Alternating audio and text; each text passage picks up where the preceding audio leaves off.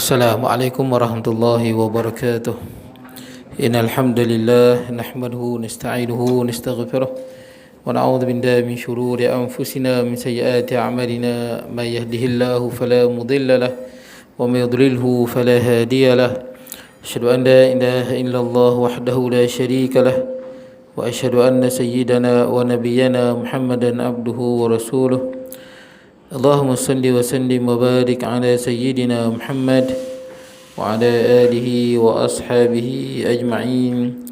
Subhanaka la ilma lana illa ma 'allamtana innaka antal alimul hakim. Rabbi shrah li sadri wa yassir li amri wahlul 'uqdatam min lisani yafqahu qawli. Allahumma la sahla illa ma ja'altahu sahla wa anta taj'al hazna was-sa'ba idza syi'ta sahla. Wala hawla wala quwwata illa billahil aliyyil azim. Amma ba'd.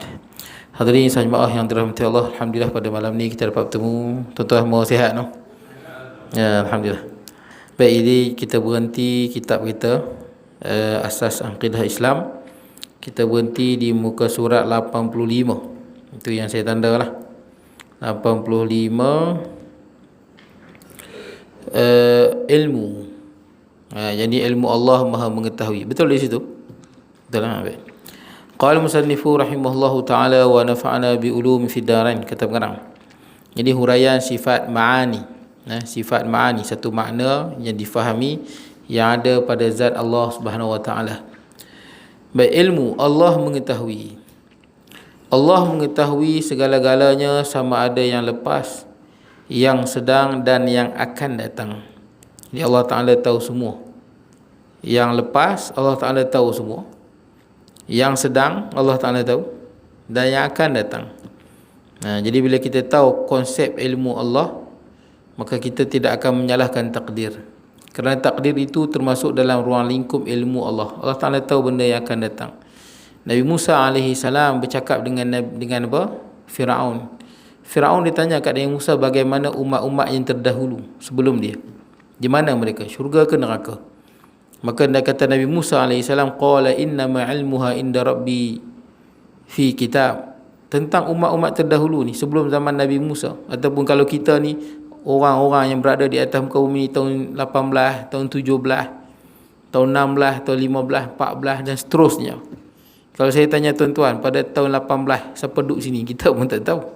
Saya silap kamu Pak Abdullah pun tak buka lagi. Tahun 17 boleh jadi rimau yang duduk kat sini. Kalau saya lalu kat mana-mana, saya terfikir 100 tahun dahulu macam mana rupa tempat ni. Sebab kita tak tahu macam mana, siapa yang duduk di sini, macam mana kehidupan ayah kita, kita tahu. Kehidupan Tok Wan kita mungkin kita tahu. Tapi Tok Nek kita, ayah kepada Tok Nek kita, ayah-ayah lagi, kita tak tahu kehidupan dia lagu mana.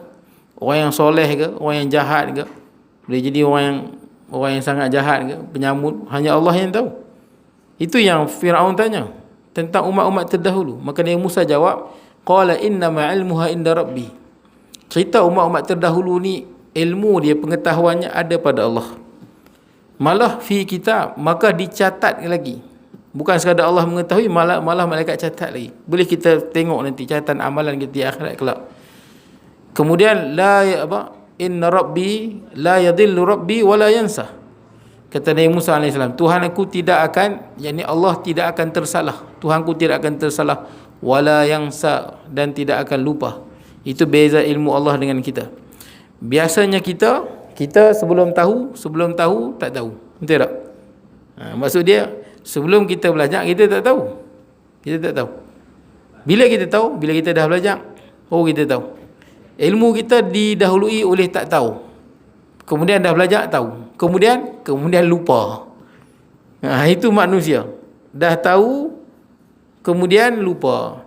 Allah Ta'ala tak lupa. Wala yansa. Jadi Allah Ta'ala tahu. Sebab tu ada takdir. Kalau orang tanya, orang buat dosa, maksiat ni semua takdir. Dia buat dengan kehendak dia. Tapi Allah Ta'ala tahu dia akan buat apa. Maka dicatat dalam takdir. Takdir bukan paksaan. Takdir dalam ruang lingkup ilmu Allah Subhanahu wa taala. Sebab tu kita kalau masuk dalam mahkamah, kalau kita bersalah, kita tak boleh salahkan takdir. Dan kita pun tahu tak logik. Tak logik langsung. Orang tu memang terbukti dia bunuh orang. Jelas. dibunuh. Macam di Selangor kan, dia tikam, tu dia bakar, muda lagi 20, perempuan tu 19. Terbukti dia salah, memang dia buat. Takkanlah bila masuk dalam mahkamah terbukti hakim maafkan dia sebab ini semua takdir Allah. Takdir Allah tu kerana Allah Ta'ala tahu apa yang dia buat. Tapi dia layak dihukum tak? Kalau logik kita, layak dihukum tak? Dia layak dihukum. Pasal dia diberi akal, dia diberi pilihan, tapi dia bertindak, dia memilih untuk bertindak seperti haiwan, lebih teruk pada haiwan, lebih kepada memuaskan nafsu dia. Maka dia layak dihukum. Kita letak motor kita kat luar, ada orang main saja khianat, bakar motor kita. Kita tangkap dia, memang kita bagi penampak kan, luku kepala dia. Kecuali orang gila. Orang gila kita tak apa, betul orang gila. Orang gila pun dia tak masuk bunuh orang pun tak apa, orang gila dia gila. Bila gila takkan kita nak salahkan dia. Kita jalan-jalan orang gila maki hamun kita, dia gila. Kalau kita layan dia, kita macam dia. Tapi kalau orang tu normal, dia sihat, dia maki hamun kita, kita akan marah. Pasti faham maki hamun aku, betul tak kan? Tahu benda ni salah. Tapi semua yang berlaku dalam ruang lingkup takdir. Pasal apa? Kerana takdir Allah Ta'ala tahu. Orang tu sengaja ke tak sengaja ke, dia buat apa Allah Ta'ala tahu. Tapi kita buat atas dasar apa? Jelas lah. Sebab tu bila kita tahu konsep ni, kita tak akan menyalahkan takdir. Kita tak menyalah. Pasal kita yang memilih jalan tu. Tapi Allah Ta'ala sudah mengetahui apa yang kita lakukan sekian dan sekian. Sekian dan sekian. Baik, takdir bukan paksaan. Dan cuma kita boleh serah pada takdir kalau benda tu di luar kemampuan kita. Kita buat kereta elok dah, orang langgar. Betul tak? Itu takdir Allah. Kita jaga kesihatan elok lah. Tiba-tiba kena sakit yang tak diduga, kanser dan sebagainya kan tak diduga. Ada sakit yang tak diduga. Kena tuan-tuan. Itu serah pada takdir, redha tuan-tuan. Ia mengetahui semua perkara yang berlaku di bumi dan di langit. Allah Ta'ala tahu semua. Tiada sebesar zarah pun yang luput dari pengetahuannya. Semua Allah Ta'ala tahu. Berapa banyak pasir di bumi, berapa banyak bintang di langit, kita tak tahu tuan-tuan. Tanya manusia, manusia mana tahu banyak mana pasir di bumi. Agak-agak bolehlah kita tahu secara ijmali, dia panggil, secara umum saja. Mungkin trilion, mungkin septilion, wallahu alam. Cuma hanya manusia tahu. Tentang kalau pergi Pantai Remeh ke, tentang pergi ke Lumut ke, tentang pijak pasir kan, ada berapa banyak pasir tu yang kita pijak. Yang kat kaki pun beribu dah. Pasir tu tebal. Yang bawah kaki kita sampai ke bawah tu pun kita tak tahu apa ribu, apa juta. Sangat banyak. Tapi saintis sebut pasir di bumi ni kalau dibandingkan dengan bintang di langit, bintang di langit lebih banyak. Bintang di langit lebih banyak. Betapa banyaknya bintang. Bintang ni tuan-tuan, salah bintang paling dekat dengan kita apa? Matahari. Matahari tu bintang. Dan bintang yang tuan-tuan tengok waktu malam tu pun macam matahari, dia ada planet yang orbit dia. Macam mana bumi mengorbit matahari, begitu juga bintang-bintang yang kita tengok tu. Bintang yang ada di langit lebih banyak daripada pasir di bumi. Kemudian bintang-bintang ada planet pula orbit dia. Banyak planet ni tuan-tuan, sangat banyak.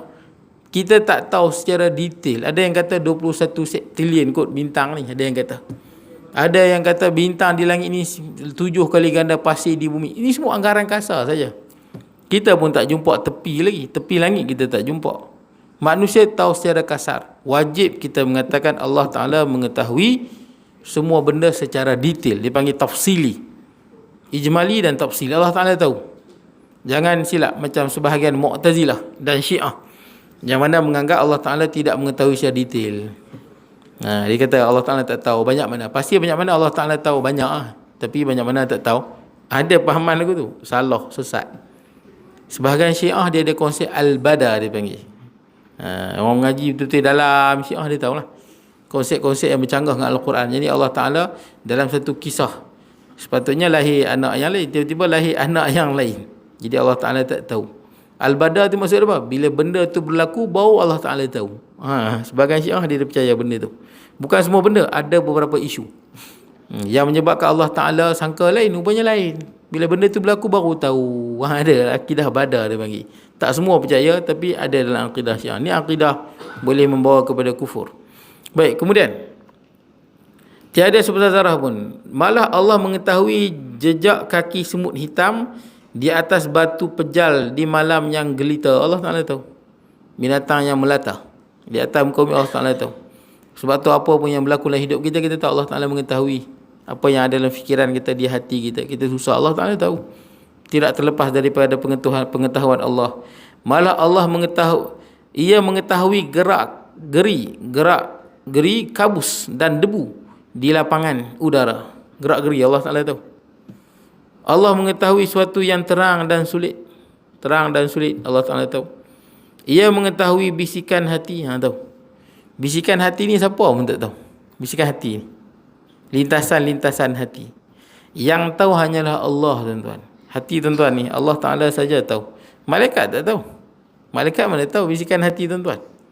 Syaitan tak tahu. Cuma syaitan bisik. Syaitan dia bisik. Syaitan bisik kat tuan-tuan. Jadi tuan-tuan ikut, malaikat juga bisik pada tuan-tuan. Tapi tuan-tuan kata apa dalam hati, tuan-tuan nak buat apa, tuan-tuan niat ikhlas tak ikhlas, hanya Allah yang tahu. Sebab tu ada sebahagian orang dia buat amalan baik, tapi bila amalan itu naik ke langit, amalan tu dicampak balik. Rupanya amalan tidak ikhlas. Yang tahu hanya Allah. Ini rahsia dalam hati itu, salah satu rahsia daripada antara kita dengan Allah. Hati tuan-tuan ni hanya tuan-tuan dengan Allah. Orang lain tak tahu. Bini tuan-tuan tak tahu, isteri tak tahu, suami tak tahu hati tuan-tuan macam mana. Hanya Allah yang tahu. Wa ma tukhfis sudur innallaha alimun bidzatis sudur, kan. Allah Ta'ala mengetahui yang ada dalam dada ni. Orang lain tak tahu. Sebab tu Allah Ta'ala tengok hati, dia tak tengok yang lain. Innallaha la yanzuru ila suwarikum. Allah Ta'ala tak tengok rupa, handsome ke tak handsome ke, lawa ke tak lawa ke. Allah Ta'ala tak pandang langsung. Sebab tu ada orang muka Islam, musuh Islam, muka handsome, jahat. Abu Lahab handsome. Handsome tu gelar Abu Lahab, tapi jahat. Sebab tak ada nilai pun di sisi Allah. Itu sekejap je, nanti mati jadi tanah. Baik, tapi Allah Ta'ala tengok mana? Wala ila amwalikum, tak tengok harta. Walakin yanzuru ila qulubikum, tengok hati. Ini tempat. Sebab tu hati kita jangan masukkan benda-benda yang sia-sia. Jangan fikir masalah. Betul tak? Tuan-tuan fikir masalah, selesaikan masalah. Ada orang dia ada masalah, duduk fikir jadi gila. Jangan masukkan masalah, jangan masukkan dendam, jangan masukkan benda-benda yang kotor dalam hati. Sebab itu tempat Allah melihat. Jangan masukkan permusuhan dalam tu. Itu tempat perhatian Allah pada makhluk dia. Baik, kemudian ia mengetahui bisikan hati, lintasan fikiran Allah Ta'ala tahu, dan apa yang terpendam di dalam lubuk jiwa. Ia mengetahui seluruhnya dengan ilmunya yang qadim dan azali. Yang ni dia sebutlah qadimun azaliyun ataupun abadiyun azaliyun. Makna dia apa? Qadim ni tidak ada permulaan. Ilmu Allah tidak ada permulaan.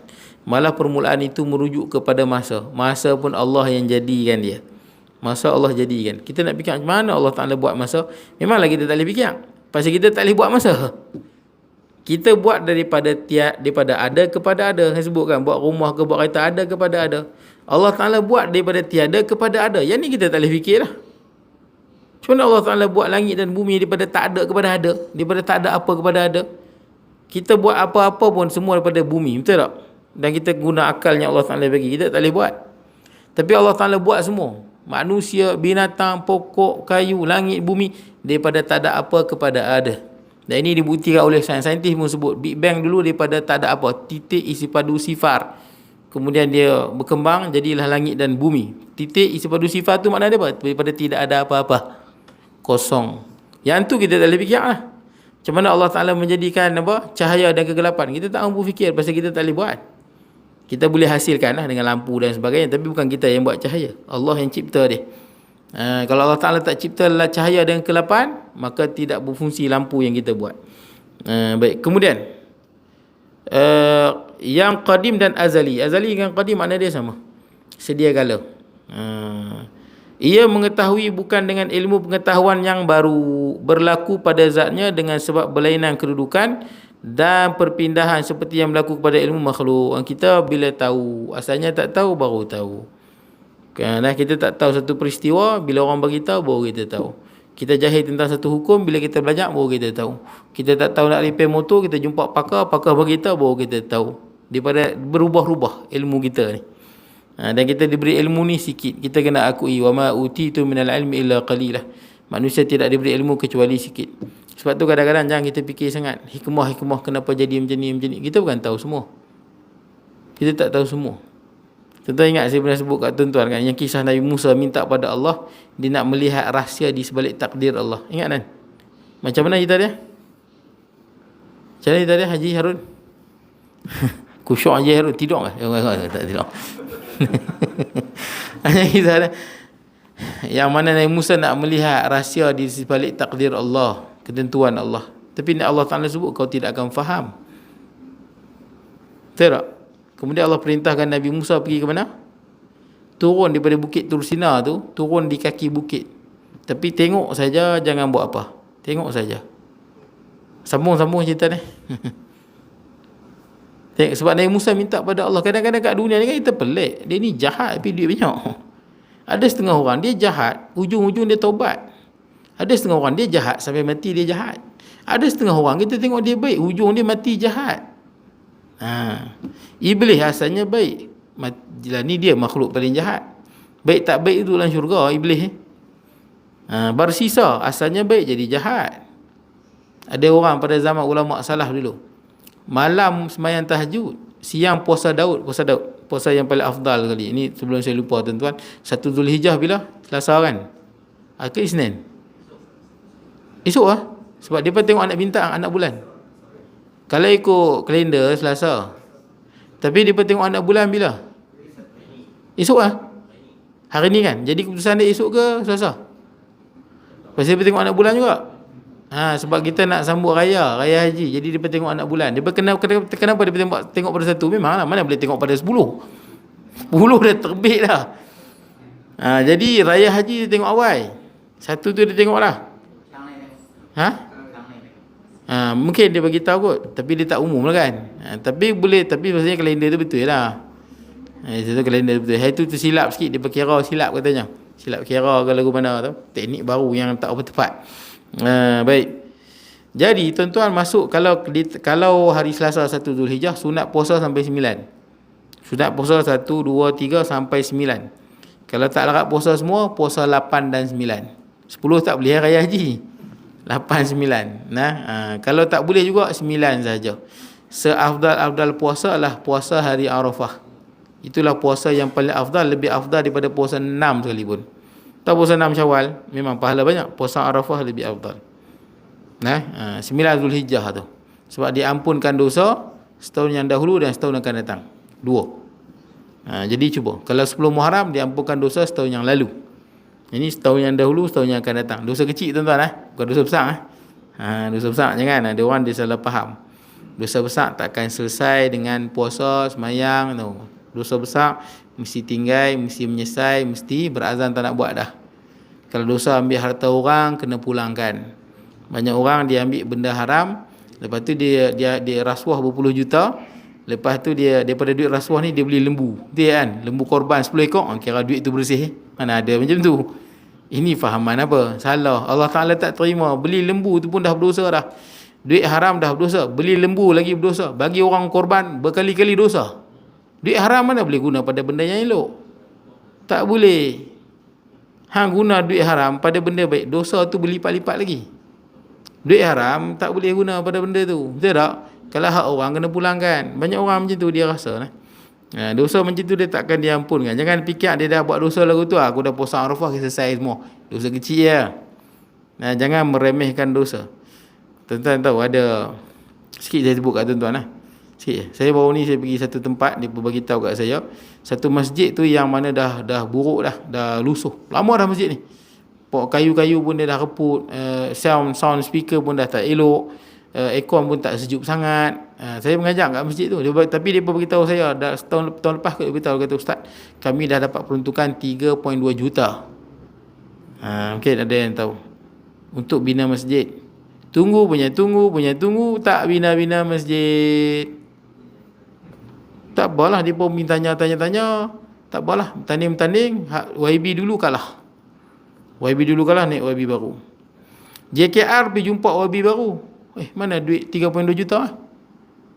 Tanya, YB dulu dah guna. YB yang kalah. Dia guna buat apa? Dia guna untuk dia. Tapi dia tak guna. Dia claim guna koperasi keluarga dia. Proksi lah tu. Tapi saya tanya, keuntungan ni untuk masjid ke untuk dia? Tak, untuk dia. Tapi guna koperasi. Mana dia? Dia buat satu koperasi pasal nak claim. Koperasi atas nama keluarga dia. Semua tu untuk dia lah tu. Nama je untung. Dia buat shelek lah, dia beli tanah lah. Semua keuntungan masuk kat dia. Dia guna bukan sikit, 2 juta lebih. Orang tanya. Dia sendiri mengaku, dia beritahu dekat apa? Kat Menteri Besar. Saya tak boleh sebut negeri mana tuan. Ada yang tahu ni. Menteri dia kata saya dah guna 2 juta lebih. 2 juta lebih yang guna. Ini punya dosa 1 juta tahun yang hidup, tiap-tiap hari semayang taubat, istighfar 1 juta kali, tak selesai. Jangan main-main. Duit masjid, orang mati syahid, hutang orang pun sangkut. Hutang orang bukan tak nak bayar, nak bayar. Betul tak? Siapa yang hutang memang niat tak nak bayar, ni memang dia pinjam tu berdosa lah. Pinjam memang niat tak mau bayar, nak lari, berdosa lah. Ini pinjam niat nak bayar, cuma tak dan bayar, mati syahid. Tanya kat Nabi, sahabat tanya, ya Rasulullah, dapat masuk syurga tak? Rasulullah kata, ya, masuk syurga. Orang tu pun pergi. Sekali pun berhutang, ya Rasulullah, sekali pun berhutang. Dia mati syahid, masuk syurga. Bila orang tu pergi, Nabi panggil balik. Jibril jumpa Nabi. Orang yang berhutang, dia tak masuk syurga, dia sangkut. Ini bukan hutang, ni menyamun. Bukan sikit, duit masjid.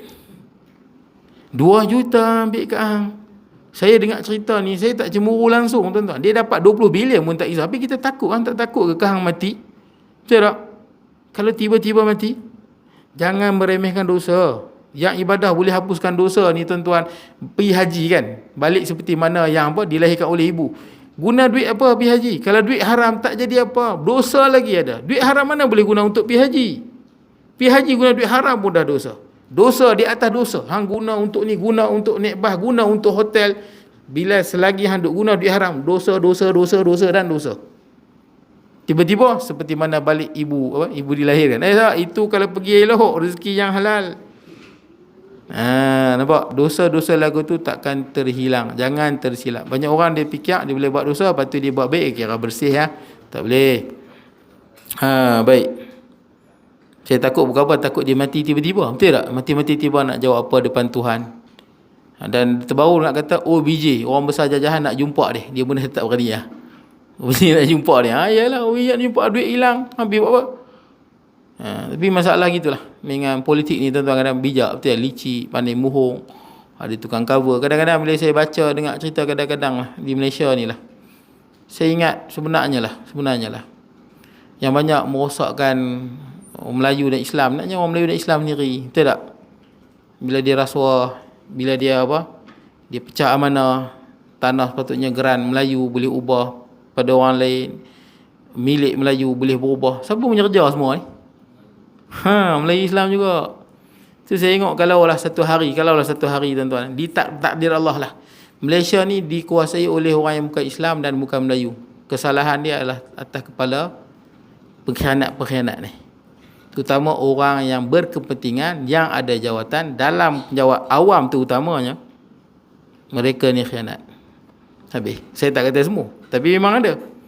Ni lah punca, tuan-tuan. Dan kita baca dalam sejarah tamadun Melayu pun, orang Melayu kalah ni bukan pasal apa? Pasal khianat. Khianat ni lah, Melaka jatuh, semua jatuh, Raja Haji kalah, tak dapat Raja Haji pun syahid. Mai pada Indonesia nak bebaskan Melaka, pasal apa? Berkhianat. Tak apa tuan-tuan, kita tak sebut sabar-sabar, tapi bagi saya ni khianat tak tuan-tuan? Khianat. Ada satu tanah tu, tanah milik balai polis. Macam mana boleh jadi milik gereja pun tak tahu. Siapa punya kerja? Siapa punya kerja tu? Tu milik balai polis. Tiba-tiba gereja Melaka dah beli. Kalau orang tahu kes dia. Kalau tak main ni mana boleh? Betul tak? Itu tanah milik polis punya. Tapi semua orang yang dia kuasa dan berkepentingan, tuan-tuan. Sebab tu di China, tuan-tuan, dia buat siapa rasuah, hukuman dia apa? Bunuh. Tu China boleh naik. China lah ni hebat kan, dia tengah naik. Dan dia pun hampir-hampir mungkin dia boleh mengatasi Amerika, boleh jadi. Pasal rasuah tembak. Pasal berasuah ni memang pelingkup, tuan-tuan. Penjahanam negara nombor 1 rasuah. Habis semua. Baik, kemudian ta'aluk sifat ilmu itu ialah dalam bentuk segala sesuatu itu terdedah kepada ilmunya dan meliputi. Ta'aluk ni maksud dia fungsi lah. Fungsi sifat ilmu Allah ni maksud dia Allah Ta'ala ta'aluk. Ta'aluk ni berkaitan, berkenaan. Ilmu Allah mengetahui segala-galanya. Tidak ada yang tersembunyi. Baik, kemudian sama ada perkara yang wajib, yang mustahil dan yang harus, tetapi bukan dalam bentuk melaksana atau menentukan suatu. Kenapa disebut macam tu? Sebab melaksana sifat qudrah. Allah Ta'ala berkuasa menjadikan langit dan bumi. Berkuasa. Sifat melaksana, sifat berkuasa, sifat berkuasa. Allah Ta'ala berkuasa menjadikan gunung ganang. Itu sifat berkuasa. Tapi sifat menentu sifat apa? Iradah, kehendak. Sifat menentu sifat kehendak. Allah berkehendak. Allah yang menentukan begini, Allah yang menentukan begini, bumi begini, langit begini, kawan ni banyak mana rezeki dia, kawan ni macam mana rupa dia, kawan ni dilahirkan dalam bangsa apa. Allah yang menentukan dengan kod, dengan iradah. Sebab tu ilmu mengetahui segala sesuatu. Ilmu kan mengetahui segala sesuatu. Adapun melaksana qudrah. Adapun menentukan iradah.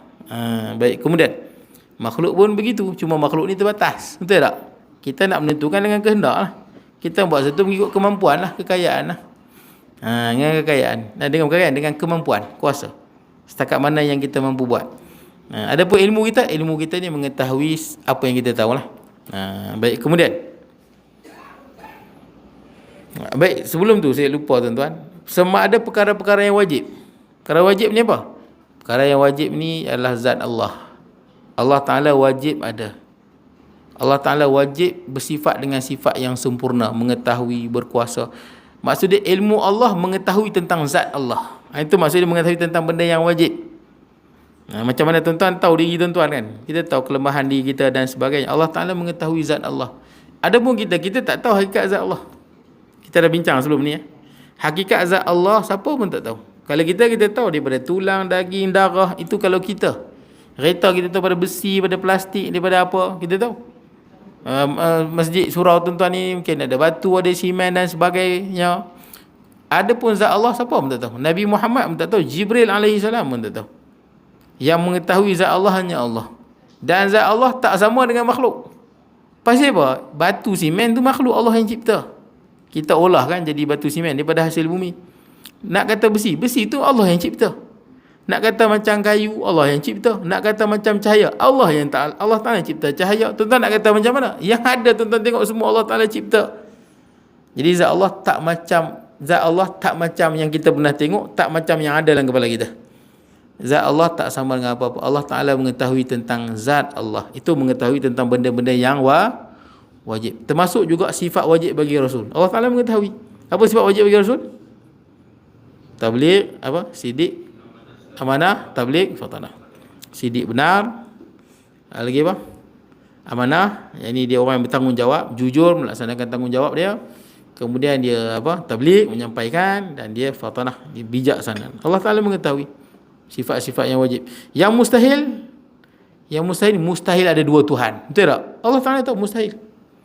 Dan Allah Ta'ala sebut dalam Quran, "Lau kana fihima alihatun illallahil hulafasadata." Kalaulah di langit dan di bumi ni ada Tuhan selain pada Allah, pastilah akan binasa. Pasti apa? Tuhan A ada kehendak dia, Tuhan B ada kehendak dia, saling berperang. Idzal la dhahaba kullu ilahin bima khalaqa wala ala ba'duhum ala ba'd. Kalaulah ada dua Tuhan, Tuhan A nak lagu ni, Tuhan B nak lagu ni, maka Tuhan A akan bawa makhluk dia, Tuhan B akan bawa makhluk dia, perang. Hancur habis galaksi tuan-tuan. Macam kepercayaan sebahagian agama kan, Tuhan ni banyak kan, ada Tuhan ni, Tuhan tu, Tuhan ni. Tak. Tuhan ni Esa, Tuhan ni satu tuan-tuan. Dan jangan fikir Tuhan ni macam makhluk. Masalahnya kita ni, yang jadi lagu tu, dia letak sifir makhluk pada Tuhan. Itu masalah. Maksud dia Tuhan ni ada isteri, dia macam cerita orang putih tu kan, yang Thor tu kan, dia ada Tuhan, banyak Tuhan, dewa-dewa tu. Macam keluarga pula lah, ada bapa, ada anak, ada semua. Dia letak sifir makhluk pada Tuhan. Makhluk punya sifat, logik tu dia letak. Mana boleh letak logik makhluk pada Tuhan? Logik kita ni Allah Ta'ala bagi dan dia terbatas. Kita kadang-kadang kena mengakui akal kita tak mampu fikir. Macam ada orang pernah fikir kan. Saya pernah sebut kat tuan-tuan. Dia tu orang ulama, nama dia Abdullah Al-Qasimi. Dia asalnya Wahabi tuan-tuan. Asalnya ulama Wahabi yang handal lah. Dia tahu bila sebut Wahabi ni rajin bid'ah lah. Ini bid'ah, ni syirik, ini kufur, laju sangat. Tapi Wahabi di Malaysia ni dia banyak buat adjustment. Maksudnya dia tak keras macam tu lah. Dia tahu nanti penerimaan dia tak akan diterima. Jadi dia slow sikit lah. Tapi walaupun slow dia pun kita nampak yang keras tu ada juga. Terlepas juga sekong dua yang keras. Senang tuduh orang syirik lah, kufur lah, sembah kubur lah. Kalau betul-betul dia ni memang keras sebenarnya. Dia keras lah. Tapi memang saya tak nafikan dia ada apa puak Wahabi ni. Ada yang slow, dia ada Sururi, dia ada Qurtubi, dia ada apa? Madkhali, keras punya. Sebab tu Dr. Zakir Naik dia tak suka digelarkan Salafi Wahabi, dia tak suka. Dia Muslim dia sebut. Sebab dia tahu Salafi sendiri tu pun berpecah. Saling mengkafirkan. Sesama Wahabi saling mengkafirkan. Tapi di Malaysia mereka hanya ada di Perlis, betul tak? Jadi kalau mereka tak bersatu, hancur lah, betul tak? Jadi mereka kena apa? Adjustment banyak untuk penerimaan dalam masyarakat. Kalau di luar negara ni tuan-tuan kunut pun dia kata tuan-tuan kafir, tuan-tuan. Ada. Ada. Tapi di Malaysia dia buat adjustment banyak. Macam-macam adjustment dia buat supaya masyarakat boleh terima. Tapi kalau tuan-tuan tengok dulu-dulu mula-mula dia nak naik, dia agak keras. Agak keras. Ikut mazhab ni dituduh sesat dan sebagainya. Ada buku-buku dia tu kan? Tak ada. Baik, tak apalah. Taman Nari tu kan jauh pula pergi. Lupa pula lah. Sifat Rasul. Tak mana? Sidi Amanah Tabligh Fatanah. Saya nak sebut sifat mustahil. Sifat benda yang mustahil Allah Ta'ala tahu. Kalau ada dua Tuhan, maka hancurlah langit dan bumi. Allah Ta'ala tahu Tuhan satu je. Abdullah Qasimi, saya sebut Allah Qasimi tu 1936. Dia memang daripada Najd. Najd ni tempat lahirnya Muhammad bin Abdul Wahab. Dia dari situ lah. Dia pada sana, dia mengaji hafal Quran apa semua, belajar hadis. Lepas tu dia pergi ke Mesir. Sampai di Mesir, masa ni dia bergaduh dengan ulama Mesir. Bergaduh dengan tok guru dia. Dituduh macam-macam, ni syirik lah, itu bid'ah lah, macam-macam. Bergaduh. Tak apalah, dia ulama ni. Ulama. Abdullah Al-Qasim. Buku-buku dia hebat-hebat dia tulis. Menjawab anti hadis dan sebagainya. Kemudian lah sekali dia jadi kufur. Ulama Wahabi yang jadi ateis. Mulhid. Dia tak percaya Tuhan. Bahaya tuan-tuan. Itu bahaya. Kalau kita suka serang ulama, bahaya sebenarnya. Kadang-kadang benda tu tak syirik, kita kata syirik, betul tak? Benda tu tak kufur, kita kata kufur. Benda tu khilaf yang mu'tabar, kita dah anggap benda tu bukan khilaf. Dia panjanglah cerita. Benda ni benda usul fiqh, tuan-tuan. Panjang perbahasan dia. Saya tak suka buka dalam masyarakat ni cerita perbahasan kat universiti. Tuan-tuan nak beli kereta, tuan-tuan bukan faham semua apa kerja enjin tu, macam mana minyak terbakar, mana kita tahu. Kita elok, orang kata elok, kita belilah tuan-tuan. Cara kerja enjin ke apa, elektrik ke benda, pakar-pakar je tahu. Kita dengar nasihat pakar. Ubat-ubat, tuan-tuan bukan tahu bila tuan makan ubat macam mana ubat tu bekerja dalam badan kita, tapi doktor bagi tahu, terima. Samalah ilmu agama, sepatutnya itu urusan ulama untuk bincang. Kita terima hasil dia, produk. Betul tak? Kalau kita pun, tuan-tuan pun nak beli kereta, tuan-tuan pun nak tunjuk pandai juga, betul tak? Nak kaji macam mana. Tuan-tuan kena mengaji engineering 10 tahun, betul tak? Baru boleh. Semua benda dalam dunia ni kena rujuk pakar. Masalah masyarakat sekarang, dalam bab dunia dia berujuk pakar, betul tak? Bab kereta kan dia pun tak banyak nak petikaikan apa engineer Peugeot ke, engineer Toyota ke, engineer apa Nissan ke. Pasal dia tak reti, dia beli je. Dia tak masuk lagi, tak masuk dengan jenama pun, dia tak masuk dengan Honda lah, Yamaha lah, tak masuk lagi. Tapi dalam bab agama, baru tengok Facebook sikit dah kalah ulama. Sungguh itu bahaya sekarang. Memandaikan umat. Bukan memandaikan umat. Kita menjadikan umat berbalah sebenarnya. Dengan isu-isu yang tak patut berbalah. Itu sebenarnya. Dalam bab dunia, Allah Ta'ala sebut, Fas'alu ala dzikri in kuntum la ta'lamun. Tanya pada orang tahu kalau kita tak tahu. Tidak, agama tu utama. Tanya pada ulama. Bukan menghina dan merendahkan ulama. Baik, kemudian tuan-tuan. Abdullah Qasimi, dia jadi ateis. Wahabi ni jadi ateis. Dia tak percaya Tuhan. Sampai mati tuan-tuan. Sampai mati. Dia mati 1996. Panjang umur dia. Mati umur 80 ke 90. Macam tu panjang umur dia. Banyak buku-buku dia. Tapi dia antara sebab dia jadi apa? Dia jadi daripada ulama besar Wahabi yang hafal Quran, hafal hadis ni, tulis buku hebat-hebat ni. Dia jadi tak percaya Tuhan. Sebab dia fikir, siapa yang lantik Allah jadi Tuhan? Dia fikir macam tu. Itu sebab dia. Dia fikir. Antara banyak lagi sebab lain. Tapi antara sebab dia kata, siapa lantik Allah jadi Tuhan? Kenapa aku yang tak jadi Tuhan tu? Dia fikir macam tu. Hang makhluk. Betul tak? Kita ni makhluk. Kita kalau nak pegang jawatan orang lantik. Betul tak? Kita dapat apa orang bagi. Kita makhluk, kita berhajat pada sesuatu. Tuhan ni dia mutlak. Dia tak berhajat pada apa-apa. Kalau Allah Ta'ala berhajat pada orang yang lantik, Allah Ta'ala bukan Tuhan. Apa kuat takrif Tuhan? Tuhan ni adalah yang esa, yang berkuasa mutlak, yang tidak ada batasan. Kalau ada, kita tengok ada kesempurnaan pada makhluk, Allah yang bagi. Tuan-tuan kalau tengok ada kehebatan kat dunia ni, kawan ni hebat, ni ada pangkat, dia ada duit banyak, dia ada ni, Allah Ta'ala yang bagi. Macam mana kita nak guna sifir makhluk letak pada Allah? Tengok ada orang kaya sungguh-sungguh, berkuasa dan sebagainya. Tuan-tuan tahu di langit ni ada satu meteor yang orang panggil asteroid yang duk berlega-lega tu kan. Ada satu asteroid tu dia emas dan plutonium. Plutonium lebih mahal daripada emas. Tapi plutonium ni digunakan untuk nuklear kot. Dia lebih mahal daripada emas. Satu asteroid tu dia dalam tu dia penuh dengan emas, perak dan plutonium. Dan nilai dia sangat besar. Kalau turun ke bumi, kaya semua. Kaya semua, seluruh dunia kaya. Allah jadikan asteroid dia. Sampai NASA cuba nak tembak bagi jatuh. Yang kita duk cari sangat emas tu kat angkasa ya. Duduk terbang lagu tu ya. Tuan-tuan jangan cuba fikir makhluk ni lemah. Ni kita fikir Allah siapa lantik Allah lah. Allah Ta'ala ni apa dia? Macam mana boleh jadi Tuhan lah. Macam mana boleh jadi Tuhan? Tuhan tu tak tanya macam mana. Patutnya tanya hang macam mana boleh ada. Oh betul. Jangan tanya soalan makhluk pada Tuhan. Bila kita tanya soalan makhluk itu tak logik. Dan saya sebut kat tuan-tuan dah kan. Orang lelaki dia takkan bersalin. Betul tak? Orang lelaki takkan bersalin. Muhammad dia masuk hospital, dia bersalin. Dapat anak apa? Ni soalan apa? Orang lelaki mana bersalin? Ta'arif lelaki tak bersalin. Betul tak? Ta'arif Tuhan ni dia tak ada persoalan makhluk yang kita sandarkan pada Tuhan. Itu baru Tuhan. Baik tuan-tuan, kemudian seterusnya beberapa dalil firman Allah Ta'ala surah Al-Mujadalah ayat 7. Alam tara anna Allah ya'lamu ma fis samawati wa ma fil ard ma yakun min najwa thalathatin illa huwa rabi'uhum wa la khamsatin illa huwa sadisuhum wa la adna min dhalika wa la akthara illa huwa ma'ahum aina ma kanu thumma yunabbi'uhum bima 'amilu yawmal qiyamah innallaha bikulli syai'in alim. Tidakkah engkau mengetahui bahawa Allah mengetahui apa yang ada di langit dan di bumi? Tidak ada sesuatu pun daripada bisikan tiga orang melainkan ia yang keempat. Maksudnya kalau ada tiga, Allah yang keempat. Tuan-tuan jangan jadi lurus. Ada orang dilurus keempat, maksudnya Allah Ta'ala duduk kat situ lah yang keempat. Jangan, itu bahasa.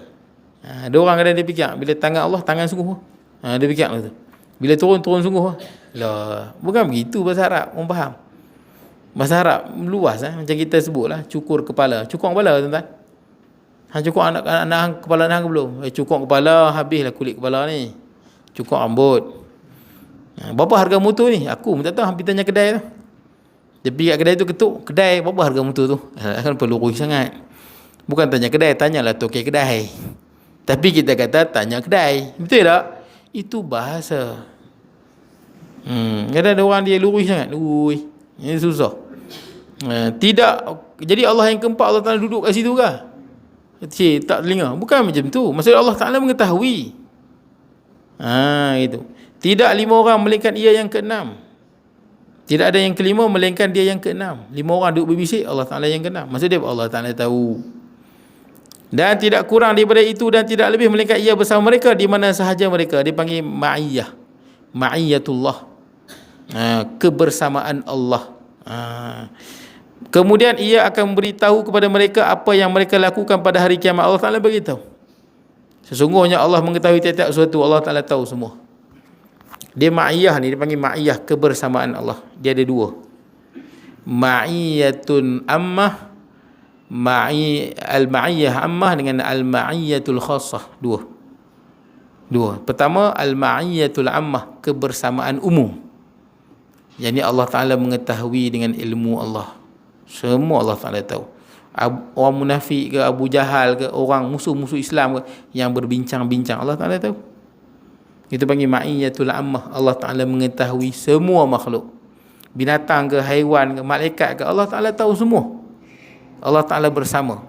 Satu lagi dipanggil ma'iyatul khassah. Kebersamaan yang khusus, yang istimewa. Kebersamaan yang istimewa ni macam mana? Contohnya, innallaha ma'as sabirin.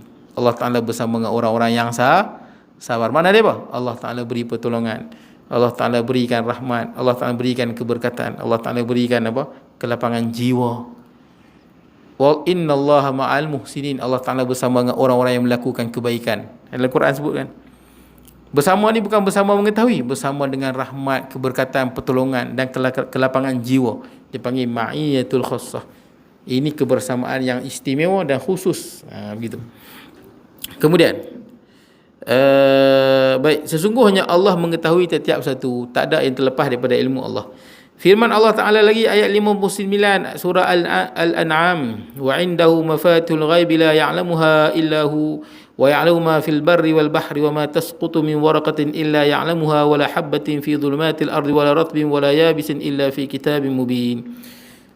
Di sisi Allah lah kunci-kunci perkara yang gaib, yang tidak mengetahuinya melainkan Dia. Ada kunci-kunci perkara gaib hanya Allah yang tahu.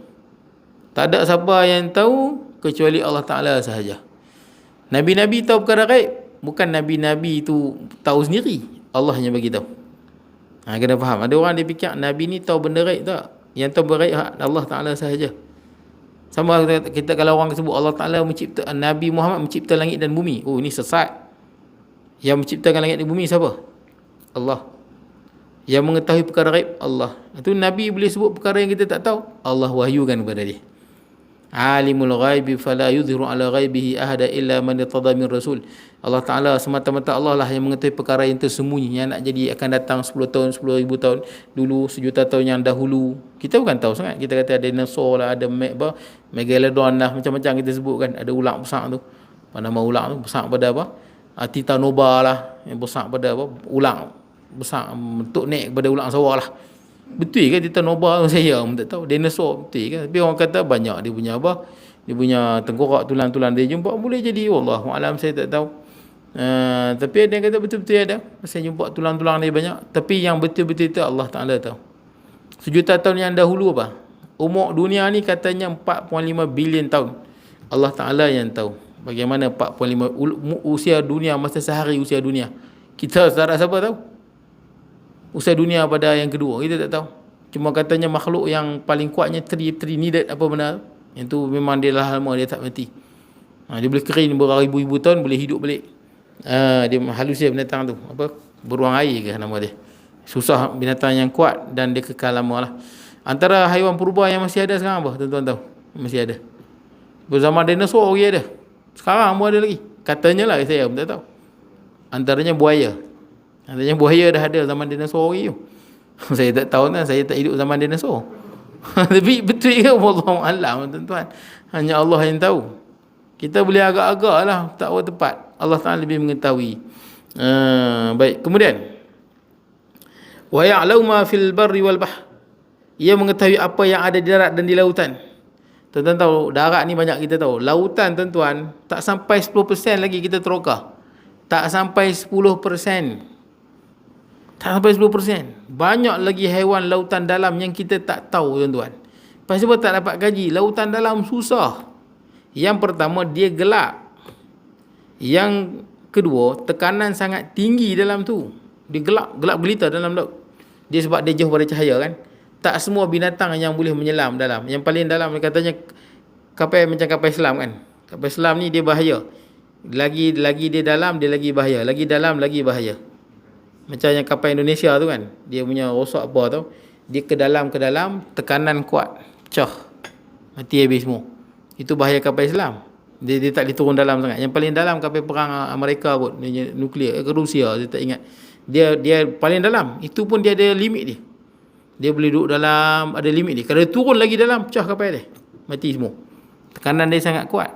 Jadi macam mana kita nak gaji yang dalam-dalam? Kita tak boleh turun. Adalah dia masuk dalam apa, Marina Trench, ada dia masuk lah, tak bukan kapal Islam masuk apa. Katanya kapal Islam pernah, tapi sekejap dia duduk, tak lama, takut pecah. Selang kecil je. Kapal Islam perang susah, dia besar. Jadi itu pun tak semua kita dapat tahu. Haiwan-haiwan yang kecil dia kita tak tahu. Yang lautan dalam-dalam yang gelap gelita kita tak tahu.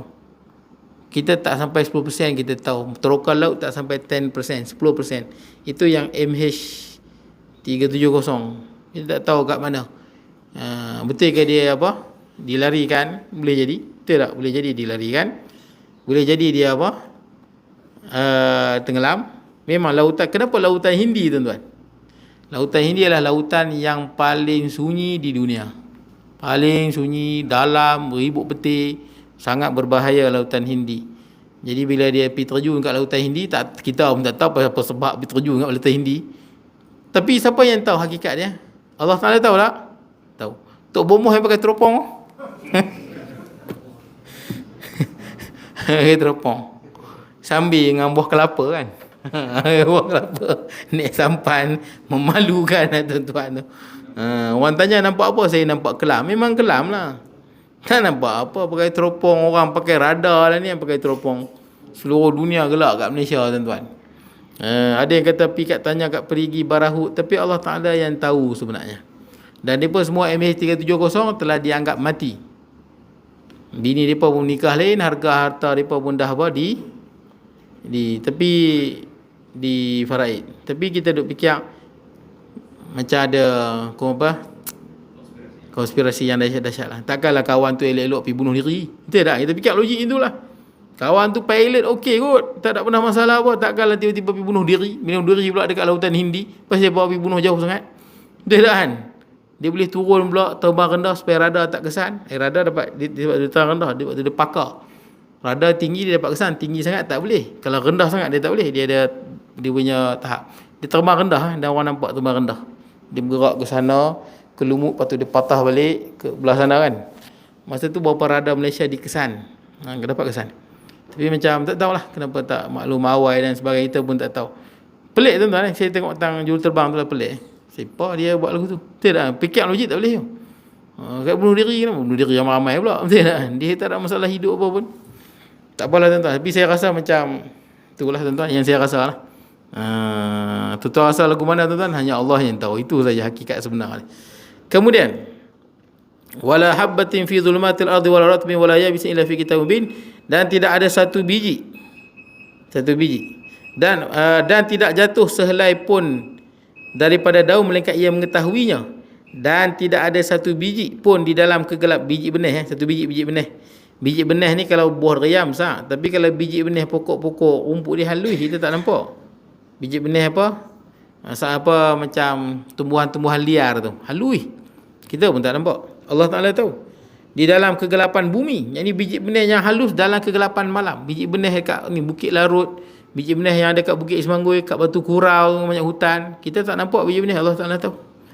Dan tidak ada barang yang basah. Banyak mana barang yang basah ada di bumi sekarang ni. Siapa pun tak tahu. Allah Ta'ala tahu. Wala ratbin wala, dan tidak ada yang kering. Banyak benda yang kering yang ada di atas bumi, muka bumi sekarang. Siapa pun tak tahu. Siapa yang paling berkuasa di Malaysia, yang paling canggih di dunia ni, Amerika ke Rusia, dia tak boleh bagi tahu. Sekarang ni kat dunia berapa banyak benda yang kering, berapa banyak benda yang basah. Baju kita kat rumah pun Amerika tak tahu banyak mana yang basah. Dia tak ada radar nak cek baju basah banyak mana. Tak ada tuan-tuan. Baik, kemudian melainkan tertulis dalam kitab yang terang dalam Lauh Mahfuz. Allah Ta'ala tahu, malah tertulis lagi. Firman Allah Ta'ala lagi, wa'lamu annallaha bikulli syai'in alim, ketahuilah bahwasanya Allah amat mengetahui dengan segala sesuatu. Allah Ta'ala tahu semua. Firman-Nya lagi ayat 3 surah Al-An'am, ya'lamu sirrakum wa jahrakum wa ya'lamu ma taksibun. Maksudnya ia mengetahui apa yang kamu rahsiakan dan apa yang kamu lahirkan, apa yang kamu usahakan. Allah Ta'ala tahu semua. Dia dengan kita mengetahui, Allah mengetahui, Allah Ta'ala Maha mengetahui ni, kita beriman dengan Allah Maha mengetahui, dia ada buah dia.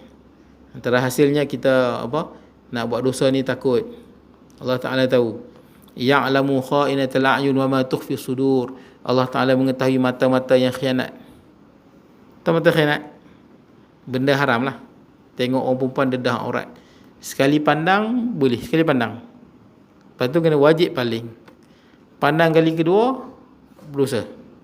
Kecuali kita berurusan muamalat dengan dia lah. Ialah kita beli barang dia untuk aurat, tapi kita buat amalat dengan dia, tak apalah.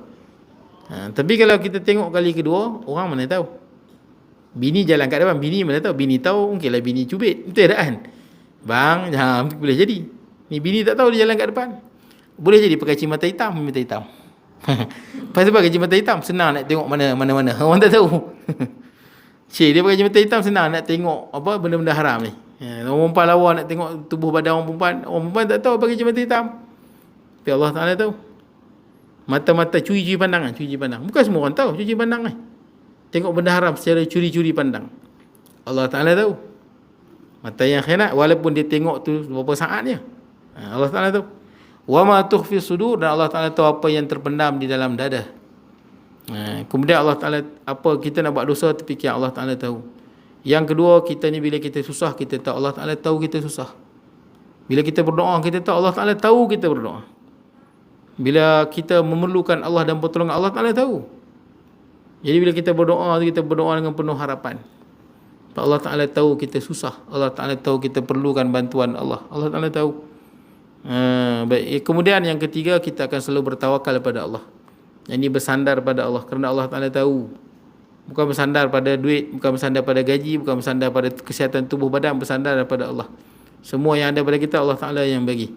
Baik. Wa ma min dabbatin fil ardi illa 'ala Allahi rizquha. Tidak ada binatang yang melata di atas muka bumi, sekalipun anak-anak, sekalipun semut, melainkan Allah yang bagi rezeki pada dia. Jadi bertawakal pada Allah Subhanahu Wa Taala. Habis tuan-tuan. Akan datang kita masuk sifat yang keempat, hayah. Iaitu Allah Maha Hidup. Jadi cukup sekadar itu, saya mohon maaf kalau kurangan dan sebagainya. Mudah-mudahan kita semua mendapat keampunan rahmat daripada Allah Subhanahu Wa Taala. Aqul qawli hadza wa astaghfirullahal azim li wa lakum. Sa'il muslimina wa muslimat mu'minina wal mu'minat. Bismillahirrahmanirrahim. Allahumma ij'al jam'ana hadza jam'an marhuma, tafarruqana min ba'di tafarruqan ma'suma, wa la taj'al minna shaqiyya wa la mahruma wa la matruda. Wa sallallahu ala nabiyyina Muhammad wa ala alihi wa sahbihi wa baraka wa sallam. Walhamdulillahi rabbil alamin.